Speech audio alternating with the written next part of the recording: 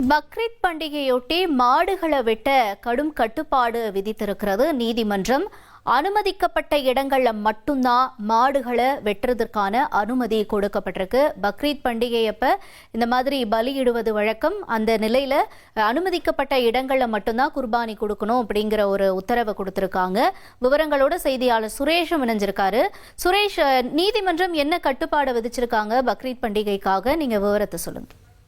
வணக்கம். அதாவது இந்து மக்கள் கட்சியின் இளைஞரணி பொதுச் செயலாளரும் அதே சமயம் கோவை மாவட்டம் செல்வபுரத்தை சேர்ந்தவருமான சூரிய பிரசாந்த் தான் இந்த வழக்கை தாக்கல் பண்ணியிருக்காரு. அவர் தன்னுடைய மனுவில் என்ன சொல்லியிருக்காருன்னா, பக்ரீத் பண்டிகைக்காக இந்த வருஷம் துடியலூர், ரத்னபுரி, மசூதி, உக்கடம், செல்வபுரம் உள்ளிட்ட இந்த கோயம்புத்தூரை சுற்றி இருக்கக்கூடிய பல பகுதிகளில் சட்டவிரோதமாக இந்த பொது இடங்கள்ல மாடுகள் வெட்டுறதுக்கான ஏற்பாடுகள் செய்யப்பட்டிருக்கு. அதாவது ஷெட்டு போட்டு அந்த மாடுகள் வெட்டுறதுக்காக அங்க ஏற்பாடுகள்லாம் செஞ்சிருக்காங்க.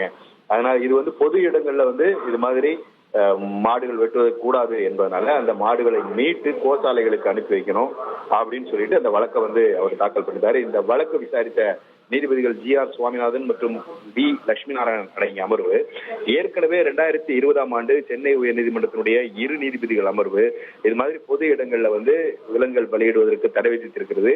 ஏராளமான உத்தரவுகளும் அதுல பிறப்பிக்கப்பட்டிருக்கிறது.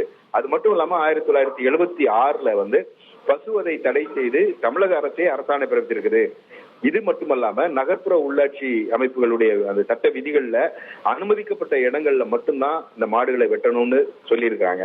அதனால அனுமதிக்கப்பட்ட இடங்களை தவிர வேறு பகுதிகளில் இந்த மாடுகளை வெட்டக்கூடாது என்றும், இந்த உத்தரவு தமிழகம் முழுவதும் அமல்படுத்த வேண்டும் என்றும், தமிழகம் முழுவதும் பொது இடங்கள்ல எந்த இடத்திலையும் மாடுகள் வெட்டப்படவில்லை என்பதை தமிழக அரசினுடைய தலைமைச் செயலாளரும் DGPயும் உறுதி செய்ய வேண்டும் என்று உத்தரவிட்டு இந்த வழக்கை நீதிபதிகள் முடித்து வைத்திருக்கிறார்கள்.